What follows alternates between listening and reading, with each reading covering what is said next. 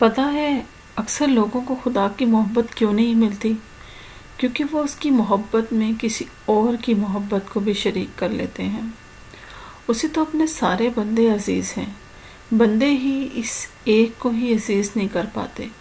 وہ اپنے لیے اور اپنے بندے کے معاملے میں کسی تیسرے کو شامل نہیں کرنا چاہتا۔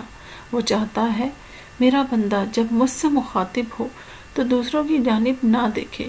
اسی لیے اسے تنہائی کی عبادت اور رات کے پچھلے پہر کی بندگی سب سے زیادہ محبوب ہے۔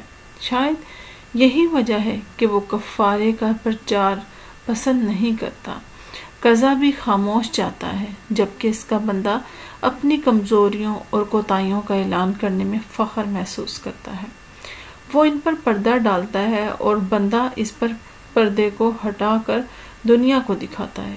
اس کے حکم پر خواہشات اور ضروریات سے پرہیز نہیں کر سکتا، بہانے بناتا ہے، گرمی، پیاس اور کمزوری جیسے بہانے گھڑتا ہے اور پھر سب کو بتاتا ہے، اپنی نافرمانی کا اعلان کرتا ہے۔ اور یہ چیز اللہ تعالیٰ کو پسند نہیں ہے۔ یہ چیز کسی کو کیسے پسند ہو سکتی ہے؟ تم بھی جب کسی سے محبت کرتے ہو تو تمہاری بھی یہ خواہش ہوتی ہے کہ اس محبت میں کسی اور کو شریک نہ ٹھہرایا جائے۔ تو یہ کیسے ممکن ہے کہ وہ کسی تیسرے کو تمہاری اور اپنی محبت میں شامل کرے؟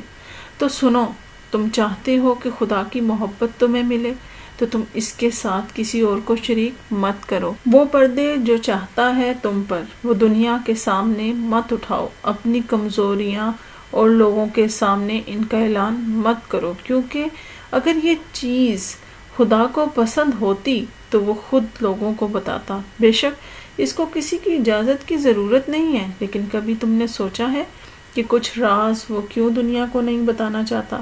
لیکن ہمارا مسئلہ یہ ہے کہ ہم وہی راز دنیا کے سامنے لے آنا چاہتے ہیں۔ ایسے خدا کبھی نہیں ملتا اور نہ اس کی محبت۔